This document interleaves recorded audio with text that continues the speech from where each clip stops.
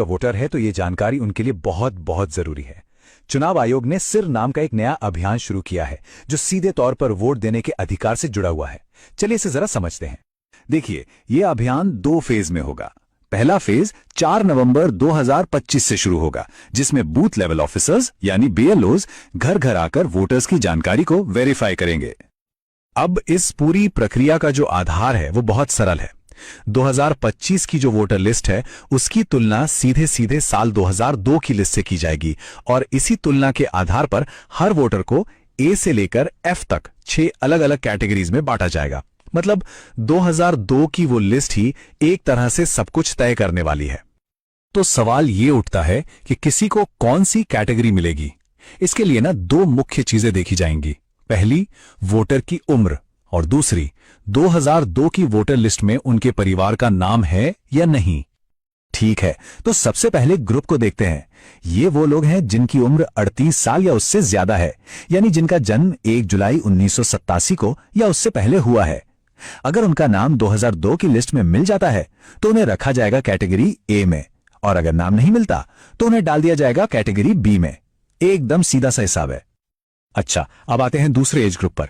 यह है 22 से 38 साल के वोटर्स जिनका जन्म 2 जुलाई 1987 से 2 दिसंबर 2004 के बीच हुआ है। अगर इनके माता या पिता दोनों में से किसी एक का भी नाम 2002 की सूची में है तो उन्हें मिलेगी कैटेगरी सी। लेकिन अगर माता पिता दोनों में से किसी का भी नाम उस लिस्ट में नहीं है तो फिर उन्हें कैटेगरी डी में रखा जाएगा। और आखिर में बात करते हैं सबसे यंग वोटर्स की, यानी 18 से 21 साल के वोटर्स की। यहां पर नियम थोड़े और सख्त हैं। इन्हें कैटेगरी ई में आने के लिए माता और पिता दोनों का नाम 2002 की लिस्ट में होना जरूरी है। अगर एक का भी नाम नहीं मिला तो उन्हें सीधे कैटेगरी एफ में डाल दिया जाएगा। तो ये जो A B C D categories हैं, इनका आखिर मतलब क्या है? इसका जवाब मिलता है हमें दूसरे फेज में। आपकी कैटेगरी ही ये तय करेगी कि आपको अपना वोट देने का अधिकार बनाए रखने के लिए कौन से और कितने डॉक्यूमेंट्स जमा करने पड़ेंगे, और कुछ मामलों में अपना वोट देने का अधिकार बचाने के लिए इतने डॉक्यूमेंट्स तक देने पड़ सकते हैं। चलिए इस टेबल को जरा ध्यान से समझते हैं। अगर कोई कैटेगरी ए में है तो बहुत बढ़िया, उन्हें कोई प्रूफ नहीं देना होगा। बी, सी और ई कैटेगरी के लोगों को सिर्फ अपना एक प्रूफ देना होगा। लेकिन कैटेगरी डी वालों को अपना और अपने माता या पिता में से किसी एक का यानी कुल 2 प्रूफ देने होंगे। और सबसे ज्यादा कैटेगरी एफ वालों को अपना और अपने माता पिता दोनों का मतलब कुल 3 प्रूफ पेश करने होंगे। और सबसे जरूरी बात, अगर ये प्रूफ नहीं दिए जा सके तो मतदाता सूची से नाम हटने का पूरा खतरा है। तो अब सबसे बड़ा सवाल, आखिर किया क्या जाए? घबराने की जरूरत बिल्कुल नहीं है। कुछ बहुत आसान कदम हैं जो अभी से उठाए जा सकते हैं ताकि आगे चलकर कोई भी परेशानी ना हो। तो सवाल यह है कि पहले फेज की तैयारी के लिए हम अभी से राइट नाउ क्या कर सकते हैं? देखिए, हमारा लक्ष्य होना चाहिए कि हम सबसे आसान कैटेगरीज ए, सी और ई में आ जाएं।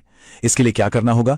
जिनकी उम्र 41 साल से ज्यादा है वो 2002 की लिस्ट से अपना नाम, भाग संख्या और क्रम संख्या ढूंढकर अपने बीएलओ को दे दें। जो 21 से 38 साल के हैं वो अपने माता या पिता में से किसी एक की 2002 की लिस्ट की जानकारी अपने बीएलओ को दे दें। और जो 18 से 21 साल की युवा वोटर हैं वो अपने माता और पिता दोनों की 2002 की जानकारी निकालकर अपने बीएलओ को दे दें। एक बात याद रखिए, अभी से ये थोड़ी सी मेहनत करने का फायदा बहुत बड़ा है। जब पहले फेज में बीएलओ वेरिफिकेशन के लिए आएंगे ना, तो उनके लिए आपको ए, सी या ई जैसी आसान कैटेगरी में डालना बहुत सिंपल हो जाएगा और आप भविष्य की बड़ी मुश्किलों से बच जाएंगे।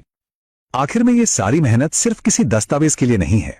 जैसा कि इस गाइड में कहा गया है, ये इसलिए है ताकि हमारा वोट देने का अधिकार बरकरार रहे और हम लोकतंत्र को बचा सकें।